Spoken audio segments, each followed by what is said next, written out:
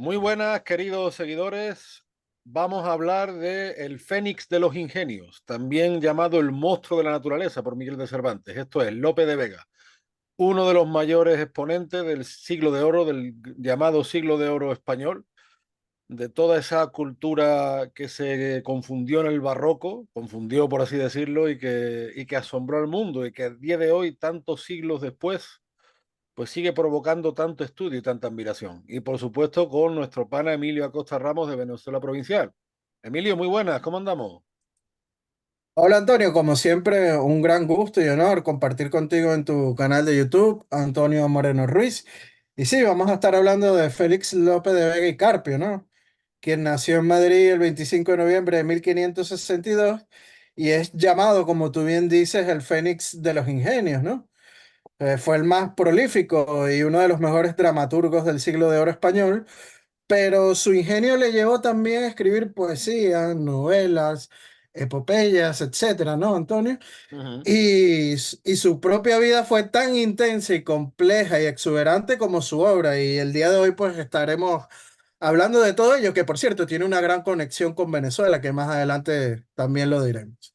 Bueno, tú sabes que Lope de Vega compartía con Quevedo esos orígenes cántabros, ¿no? Aunque él nace en Madrid, se cría en Madrid, de hecho es uno de los atractivos a día de hoy turísticos del Madrid de los Austrias, ¿no? Una parte de Ujú, Madrid que yo recomiendo a los visitantes, a mí me encanta esa parte de Madrid. Pero sí, lo que tú dices, fue un hombre muy complejo. En primer lugar, porque tiene una producción literaria exuberante.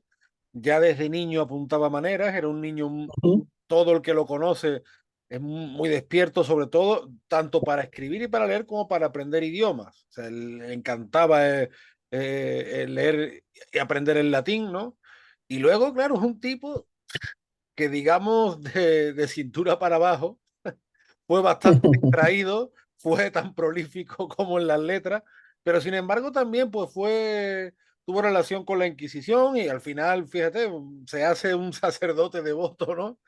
Y en su tiempo incluso fue acusado de galán de monjas, de los que iban a enamorar a las monjas a los conventos. O sea, un tipo, la verdad, en ese sentido, fascinante, yo diría que incluso de contradictorio en su personalidad, pero esa personalidad, fuera parte de los cotilleos, ¿no? Los cuentos de alcoba, ujú. yo creo que habla mucho de esa personalidad desbordante, porque en la literatura, ¿no? López se ve como un torrente. Y bueno, nos ha dejado obras para la posteridad, por ejemplo, como Fuentevejuna, ¿no? Todos a una, Ujú. en fin. Yo creo que Lope de Vega es un autor que a día de hoy, pues, muy simbólico y también creo que un gran retratista de la personalidad y de la cultura española. ¿Por qué digo esto? Porque Lope de Vega era un gran amante de la historia, de la cultura de España, como Quevedo pues, se quejaba de que por qué no se exalta la gloria de España, como tú bien dices, él también destacó en la epopeya, y sin embargo tiene unos versos, pana, que yo quisiera compartir, que está Sí, en por Arcadia, supuesto. y él dice: ay, dulce y cara España, madrastra de tus hijos verdaderos, y con piedad extraña, piadosa madre y huésped de extranjeros. Envidia en ti me mata, que toda patria suele ser ingrata. Pero porque es mi gloria vengar mis enemigos con mi ausencia, tendré por más victoria igualar con su envidia mi paciencia, que no sufrir la furia del que así no se ve y al otro injuria. Entonces, estos versos que podemos ver en su Arcadia y demás, creo, como te digo, es un gran retratista de la personalidad y de la cultura de España. Sí, totalmente de acuerdo contigo. Es un hombre de su época. Y algo que citaste anteriormente es como desde casi niño, o sea, empieza con toda esta producción literaria. Cuando tenía 12 años, ya comenzó a escribir sus propios escritos más largos, ¿no? Imagínate. Llamados comedias. Y como dijimos, o sea, tenía mucha facilidad para la escritura y López decía que esto era como un don natural, ¿no? Que se le había dado Dios, ¿no? Y así continuó escribiendo comedias y poemas y estudiando en escuelas de poetas, acudiendo tiempo después a la Universidad de Alcalá, ¿no? En Alcalá de Henares. Ujú. Al mismo tiempo, también hacía muchas otras cosas, ¿no? O sea, por ejemplo, él ingresó en la Armada Española, en la Marina, para luchar en una batalla en la isla Terceira, esto es en las Azores, en Portugal. Sí. Y a pesar de esto, Antonio nunca abandonó la escritura como trabajo y como su verdadero interés, ¿no? Y más tarde Lope de Vega se enamoró de una mujer que llamada Isabel de Alderete, que más adelante hablaré más profunda de ella, y se casó con ella pues en el año de 1588 y ese mismo año quiso continuar con su carrera como militar uniéndose a la Gran Armada Española mientras seguía escribiendo algunos poemas e iba reflejando en sus obras pues esta etapa militar, ¿no? Que es muy importante dentro de su producción literaria. Claro, es lo que tú dices, un hombre de su época además que va a caballo entre el Renacimiento y el Barroco. Aunque yo muchas veces cuando hablamos de estos conceptos que parecen conceptos como cerrados, yo creo que son conceptos de hecho muchísimo más flexibles y yo cada vez pienso más en eso que apunta Faustino Núñez en su libro América en el Flamenco, que es posible que el barroco tenga un origen peninsular y bastante previo al siglo XVII, pero bueno, sería meternos en otro tema. Pero lo que sí es verdad que lo que tú dices de Lope, esa figura del soldado escritor, esa figura de las armas y las letras que Cervantes pone en el Quijote es muy importante. Es muy importante entre los siglos XVI y XVII en la historia de España. Y en parte, pues viene de ese arquetipo renacentista del hombre completo, ¿no? Que luego se junta con toda esa explosión cultural y emocional que tiene el barroco, que el barroco también tiene su parte, digamos, pesimista, por así decirlo, porque es una época muy belicosa, ¿no? Bueno, el Renacimiento también lo fue. Y luego la relación de amor-odio que tiene con otros literatos de la época. Todos sabemos, por ejemplo, las polémicas tan agrias que hubo de Quevedo con Góngora, esos poemas. Pero que Quevedo tuvo problemas con todo el mundo. Sino Quevedo estaba peleado con el mundo. Entonces, bueno, además esa figura del soneto que algunos criticaban en su época por italianizante, que sin embargo a Lope le dio tan buena fama. Y fíjate esa relación de amor-odio que Lope tiene con Góngora, parte de la complejidad de su vida. Pues Lope llega a decir, el ingenio de este caballero, desde que le conocí, que ha más de 28 años, en mi opinión, dejo la de muchos, es el más raro y peregrino que he conocido en aquella provincia, y tal que ni a Séneca ni a Lucano, nacidos en su patria, le hallo diferente, ni a ella por él menos gloriosa que por ellos. Claro, se refiere al origen cordobés de Góngora. Y luego tiene un soneto que dice, canta cisne andaluz, que el verde coro del Tajo escucha tu divino acento, sin grato, el Betis no responde atento al aplauso que debe a tu decoro. Más de tu soledad el ecuadoro, que el alma y voz del Ujú. lírico portento, pues tú solo pusiste el instrumento sobre trastes de plata, cuerdas de oro. Huya con pies de nieve Galatea, gigante del Parnaso, que en tu llama sacra ninfa inmortal arder desea, que como si la envidia te desama, en ondas de cristal la lira orfea, en círculos de sol irá tu fama. Y es interesante porque Góngora también le dedica poemas a Lope, pero más bien criticándolo, más bien porque fíjate los tiempos tan distintos que Góngora decía que Lope y sus seguidores, porque Lope crea toda una escuela poética, que hace Sí. una poesía simple. Imagínate, a Góngora la poesía de Lope le parecía simple, ¿no? Sí, que López es todo un maestro, ¿no? Y qué bueno que citaste esta poesía porque habla también de cómo Lope tuvo una etapa por Sevilla, él vivió en la ciudad de Sevilla, ¿no? Y otra cosa curiosa es que también tiene conexión con Venezuela, como dije al principio, ¿no? Porque Mira. increíblemente fue el primero en dar a conocer el relámpago de Catatumbo o faro de Maracaibo, ¿no? Que es un fenómeno meteorológico que produce numerosas tormentas eléctricas al sur del lago de Maracaibo durante más de 160 días al año, ¿no? Ujú. Es el sitio de mayor generación de descargas eléctricas por kilómetro cuadrado en el mundo, Antonio, con relámpagos que se distinguen a más de 400 kilómetros de distancia, siendo un fenómeno natural Claro. único, ¿no? Pero la primera mención a este fenómeno meteorológico fue documentada por el poeta, ¿no?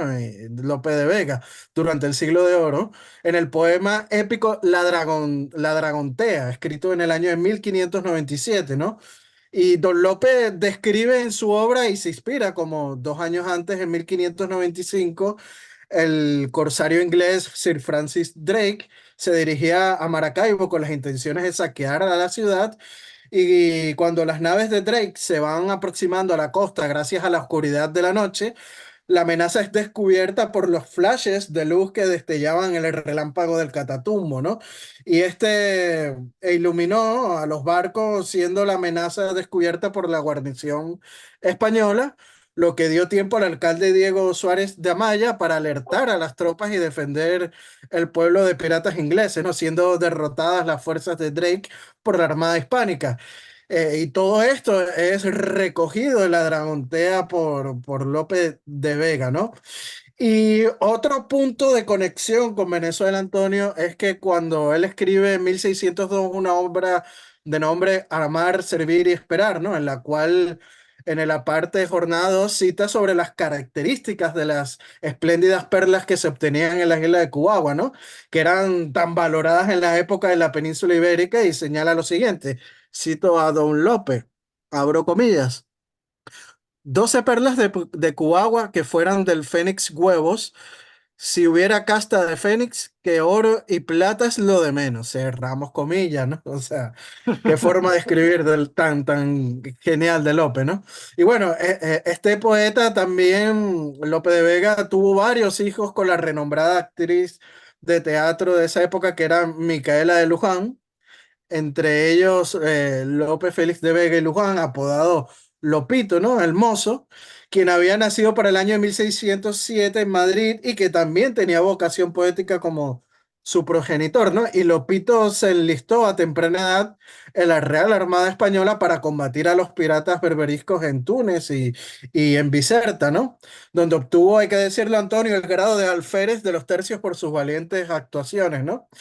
Y algo curioso, Antonio, es que finalizando el año de 1633 y atraído por aquellas historias como las que curiosamente había escrito su padre sobre las riquezas de las Indias y en especial de las perlas de la isla de Cubagua, decide cruzar el charco y embarcar hacia la isla de Margarita, que es la isla vecina de Cubagua, en una expedición encabezada por el capitán Antandro y 250 soldados en la búsqueda de la pesca perlera, ¿no?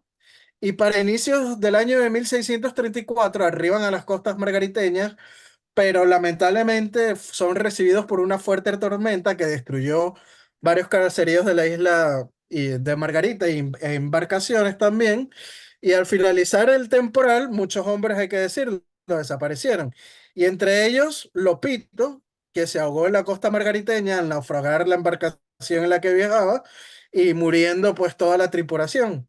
Y meses después, Antonio, su padre, recibió la triste noticia en Madrid y le dedica desconsolado una composición poética de nombre Felicio, Egloga, episcatoria en la muerte de Lope Félix del Carpio Luján, incluida en la Vega del Parnaso, ¿no? Ujú. Y bueno, Lope de Vega morirá al poco tiempo, a la edad de 72 años, en 1635, y hay que decirlo, Antonio, hundido en la depresión por la pérdida de su último hijo varón en la isla de Margarita, ¿no? Si no, no deja de ser un hombre muy emocional, muy sentimental. A lo mejor, si nos quedáramos en determinada superficie, podríamos pensar lo contrario, pero que va, que va. Era todo ese torrente que él tenía que expresar la literatura, venía de un tipo profundamente emocional que muere bastante mayor, porque 72 años en la Ujú. época era ya un anciano, vamos, bastante Sí, avanzado. Fíjate, por ejemplo, los arquetipos que crea Lope como el perro del hortelano, que a día de hoy en España decimos el perro del hortelano que ni come ni deja comer, se debe una obra de Lope, o el caballero de Olmedo, por ejemplo. Tú antes citabas también la vinculación de Lope con Sevilla, igual que Cervantes, igual que tantos otros grandes hombres de letras que vinieron a Sevilla atraídos por el comercio, por la economía, por la sí, el administración puerto y puerta de Indias, de hay que las Indias, decirlo, que era la Nueva York de su época. claro, y esa expresión probablemente se le deba a él. Yo no sé si realmente si es exclusiva de él, pero sí la acuña como puerto y puerta de las Indias, y él habla del Arenal, de la Torre del Oro, y Cervantes también habla de Sevilla como Roma triunfante en ánimo y nobleza, porque además Sevilla es que estaba llena de castellanos. Bueno, Sevilla había medio mundo. Sevilla, ya hemos dicho en otras ocasiones que una parte importante de la población era negra y venía, Y como, sí, y sí, a sí, ver. porque venían muchísimos italianos, flamencos, alemanes, franceses, pero también venía gente de toda España, y en esa gente de toda España que venía a Sevilla, los castellanos tenían un papel de primera mano. En el flamenco en el siglo XIX, ya muy avanzado, pues es todo un tema la figura del tabernero montañés, por ejemplo, ¿no? O sea que muchos de estos castellanos acaban afincándose en Sevilla, atraídos por la relación de, no solo de la ciudad, porque Sevilla, la Sevilla antes del 1833, hay que entenderla como el punto que une la Andalucía Atlántica. O sea, dentro de la corona de Castilla, esa demarcación del reino de Sevilla une las actuales provincias de Sevilla, Huelva, Cádiz, incluso parte de Badajoz y parte de Antequera. Entonces, claro, por eso históricamente siempre han tenido tanta relación Sevilla y Cádiz, porque al fin y al cabo formaban parte de lo mismo y toda esa carrera de Indias, ¿no? Con Sanlúcar de Barrameda, todos esos marineros de Lepe, de Moguer, en fin. Todo ese mundo es el que atrae Lope a Sevilla y por supuesto porque Sevilla es una ciudad que estaba llena de teatro. Estamos hablando de una época que hacían furor Ujú. los corrales de comedia. Yo me acuerdo hace muchos años, cuando visité Almagro en Ciudad Real, allí se conserva bastante bien el corral de comedia.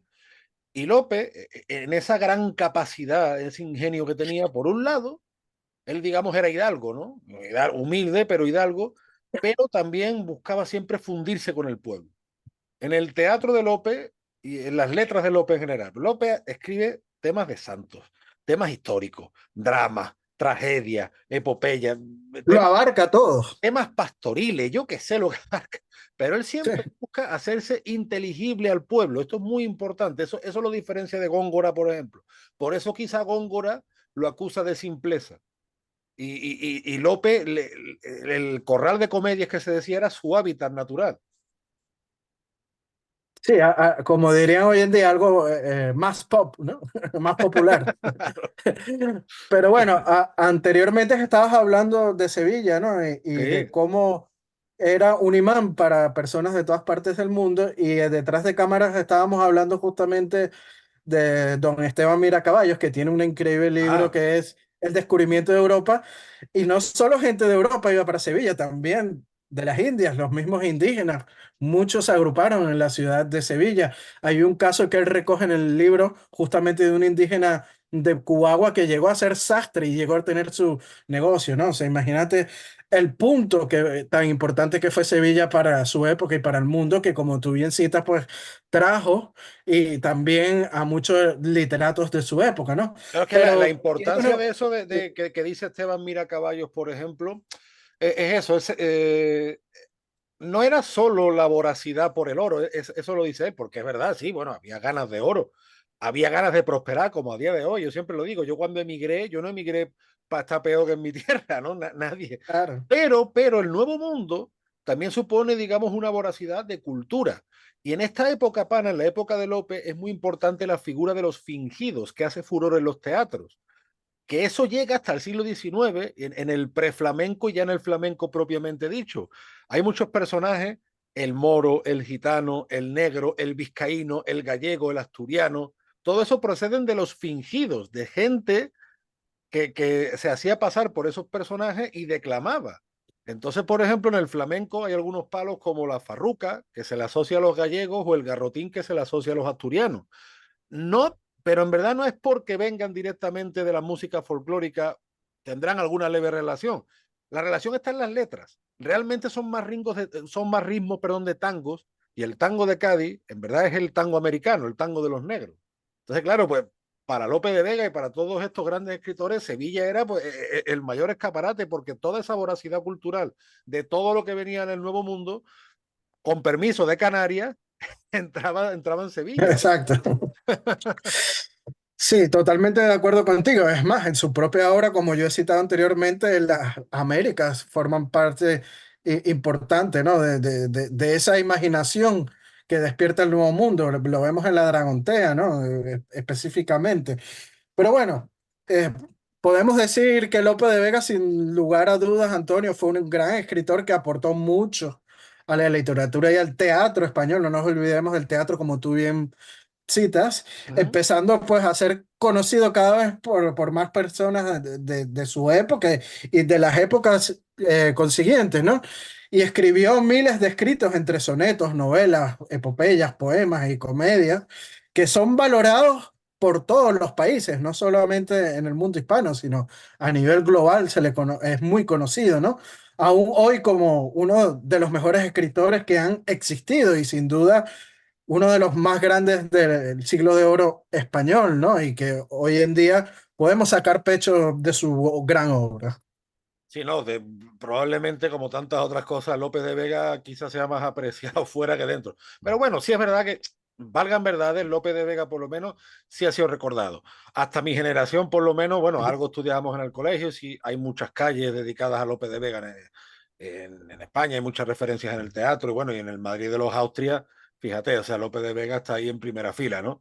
Entonces, la verdad que sí, que ha sido un hombre providencial en la literatura y la cultura española y a su vez yo creo que eso, para un gran autor quizá de lo cotidiano, o de llevar o de elevar lo cotidiano, o incluso de popularizar lo aristocrático. Él tenía esas dos vertientes, porque él lo que le interesaba era llegar a la mayor cantidad de gente posible, y llegó. O sea, Lope fue un ejemplo de éxito en vida. Hubo otros escritores que no tuvieron, bueno, te diría suerte, pero claro, es que la suerte hay que buscársela también, porque decir que López tuvo suerte, verás, suerte.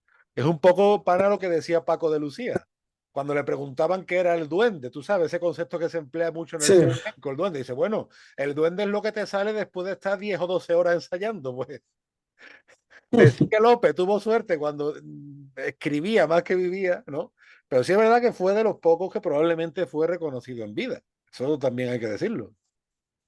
No, y fue creador de una escuela dramática que es conocida con su nombre, ¿no? La Escuela Dramática de Lope de Vega, que muchos dramaturgos se apuntaron a las novedades de él e incluso perfeccionaron su modelo y tuvo muchísimos seguidores. Entre los mejores seguidores estuvieron Guillén de Castro, Antonio Mira, Luis Vélez de Guevara y su hijo, Juan Vélez de Guevara, Juan Ruiz de Alarcón, Tirso de Molina, que hay que decirlo que este último gran imitador de sus comedias de enredo y le dedicó su comedia metateatral, Lo fingido y verdadero, de hacia 1608, ¿no? Inclusive en biógrafos que escribieron muchos libros sobre la figura de Lope de Vega, de forma que han llegado a desarrollarse una rama entera de filología hispánica que es el lopismo. Imagínate la gran importancia y gran influencia que tiene Lope de Vega en el mundo de las letras hispánicas, ¿no? Pero como ya decíamos antes, o sea, ya Góngora, cuando se refiere a López como persona, pero también como escuela, ya en su época, ¿eh? O sea, que López que ya desde primera hora despertó todo ese tipo de interés. Algunos lo criticaron, otros lo ensalzaron, pero al final es lo que decía Cervantes, fue un fénix de los ingenios y un monstruo de la naturaleza, con una producción colosal, o sea, El, el- el más prolífico de todos, sin duda alguna, del siglo de oro. fue un coloso de la letra española y desde luego que el siglo de oro, ese siglo que va, claro que es un siglo impreciso porque realmente yo creo que dura más de 100 años, pero es que la producción de las letras españolas y además cómo se enriquece también gracias al Nuevo Mundo, ¿no? Porque no es solo España en América, sino es América en España, ¿no? Tú antes mencionabas a Ruiz de Alarcón y a otros grandes autores, que en América esta cultura y esta producción literaria fue viento en popa, o sea, no fue algo que se circunscribió a la península. De hecho, además, fíjate que a día de hoy, por ejemplo, lo que hablábamos antes de los fingidos, esa figura tan fundamental en los Ujú. teatros, a día de hoy, por ejemplo, lo he podido conversar también con el Capitán Perú y otros amigos hispanoamericanos. El Ande, pues tiene una imagen como de pobrecito, de víctima, pero en esta época no. En esta época, cuando los teatros de Sevilla, de otras partes de España, se representaba lo que venía de América, América era riqueza, era poder. Incluso existía la figura del indio fingido, el indio emperador, ¿no? Exótico, con penacho, era un símbolo de poder. Y sin No, y embargo, cuando se hablaba, sí, cuando se hablaba de los indianos en la península, se hablaba de gente riquísima. claro, y sin embargo, a día de hoy es justo lo contrario. Probablemente incluso viene más del siglo XX que del siglo XIX, pero esa figura de la sierra de América del Sur o de la sierra de las serranías mexicanas también, como algo eso. En Perú, por ejemplo, hay un dicho que es peruano sufre peruano. Y de verdad vamos a dejarnos ya la depresión, porque de hecho en la época de López empieza a fundarse una serie bueno, ya estaban fundadas, pero continúa ese hilo fundacional de grandes ciudades en los Andes que adquieren una importancia enorme. O sea, date cuenta, las ciudades, pues qué sé yo, como Arequipa, por ejemplo, Cusco, ¿no? Claro, Cusco tiene una fundación mucho más antigua, pero es la importancia que adquieren sobre todo toda vez que España es la primera globalización y España no estaba solo en Sevilla o en Madrid, es que España estaba en Lima, estaba en Cusco, estaba en la Ciudad de México, en Buenos Aires, en La Habana, en Manila, es que todo eso era España. O sea, la Sí, España es de un López, la España de López, eso que tiene que entender todo el que quiera leer a López, la España de López es mucho más amplia. Y fíjate que él conoce la España de varios reyes Austria, la España de un Felipe II, que está ahí peleándose con los elementos, y también conoce, pues, digamos, un poco el declive previo a Carlos II. Carlos II, el pobre, se encuentra ya con todo el pastel, ¿no? Pero es eso, la España que se encuentra López es que es un mundo, no tiene nada que ver con la España de ahora. Sí, totalmente, como hemos dicho anteriormente, o sea, López es un hombre de su época y él refleja todo ese mundo hispano, todo ese movimiento político y que se respira en la época, ¿no? Cómo habla de las Américas, cómo América es importante en su obra y cómo América es mucho más rica que el mundo europeo, ¿no? Que el mundo peninsular, por ejemplo, ¿no? Entonces, a la hora que estudiamos la obra de Lope de Vega, también estudiamos ese mundo, esa época en la que él vivía, ¿no? En la cual la monarquía hispánica, pues, era fundamental en aquel momento. Pues sí, la verdad que un gran exponente de nuestra cultura. Y bueno, pues ojalá que, en fin, yo lo que veo que pana que los planes de estudio en España y en más de medio mundo cada vez son peores. No sé, ojalá que los chavales tengan acceso a estudiarlo porque leer a López en parte es comprendernos a nosotros mismos, tanto a nivel histórico como a nivel cultural. Sí, es que son tantas obras. Me estoy acordando ahora, por ejemplo, del Mejor Alcalde, El Rey. Es que esas obras en la época de nuestros No, padres, tiene cientos de horas. sí, pero que en la Eso, época de nuestros padres, hay una obra pana, muy importante que me gustaría citarla, que es sí, Dos de Santos, que es la trilogía dedicada al patrono de Madrid, ¿no? San San Isidro Isidro. Labrador de Madrid, ¿no? Es es una de sus obras más prolíficas, Claro. sin duda alguna. Sí, como madrileño de pro devoto de San Isidro, pero lo que te decía, pana, que es que en la época de nuestros padres estos temas se estudiaban Ujú. mucho más. Es que es una pena con la cultura y con el legado que tenemos que estos temas estén tan de capa caída, pero bueno, por lo menos nosotros intentamos poner nuestro granito de arena, pues siempre poniendo de relieve todo aquello que nos enriquece y que nos une, que es lo que hace falta, ¿no? Frente a aquellos que pretenden dividirnos y empequeñecernos. En fin, pana, pues como siempre un gran placer tener estas tertulias hispánicas contigo. Siempre tú sabes que desde este canal recomendamos que se suscriban, que le den me gusta a Venezuela Provincial en Facebook, en Instagram, en YouTube. Tus artículos que son siempre muy buenos, clarividentes. De vez en cuando te peleas con el mundo, pero bueno, si no, pues camino de Guanajuato, ¿no? Camino de Guanajuato, allá de llorar con las momias de Guanajuato, siempre se trata de debatir bajo el más profundo respeto, ¿no? Y sobre todo en base a documentos y fuentes primarias. Así que bueno, también recomendarles a los seguidores de Venezuela Provincial seguir a Antonio Moreno Ruiz en sus redes sociales. Está en Instagram, en Facebook, en Twitter también como un andaluz indiano y no dejen de suscribirse a su canal de YouTube. También al de Venezuela Provincial, darle me gusta y compartir este video si les ha gustado para así llegar a más público. No dejen de darle a la campanita para así estar informados de todo el material que subimos, todas estas entrevistas y podcasts, ¿no? Cuando subamos alguno, pues ya le llega la notificación de que hemos subido material nuevo. Aprovechamos, Antonio, también para aquellos que quieran ser mecenas o patrocinantes de nuestro proyecto de divulgación histórica, pueden hacerlo a través tanto del Patreon de Venezuela Provincial como el de Antonio Moreno Ruiz. Con tan solo un euro, lo que puede costar, no sé, una caja de chicle hoy en día, pues ya nos están ayudando en este proyecto de investigación histórica. Aprovechamos para enviarles un fuerte saludo y abrazo a nuestros mecenas y patrocinantes, como lo son Gabriel Arrieta, Ángel Suárez, Juan Cristóbal García, Lomeli Sam, Daniel Sierra, Miguel Curvelo, Domingo González, Mario Pérez. También a África del Valle, que es miembro de nuestro canal de YouTube de Venezuela Provincial, y a Fran. García, mi paisano, por supuesto, siempre. Y nada, pana, pues próximamente, Dios mediante, volveremos con más temas, que temas, gracias a Dios, nunca nos faltan. Así las cosas, como parafraseando a Lope de Vega, por supuesto, te mando un fuerte abrazo desde el puerto y la puerta de las Indias. Y yo otros de la Villa de Corte de Madrid, Antonio. Hasta la próxima. Chao, chao.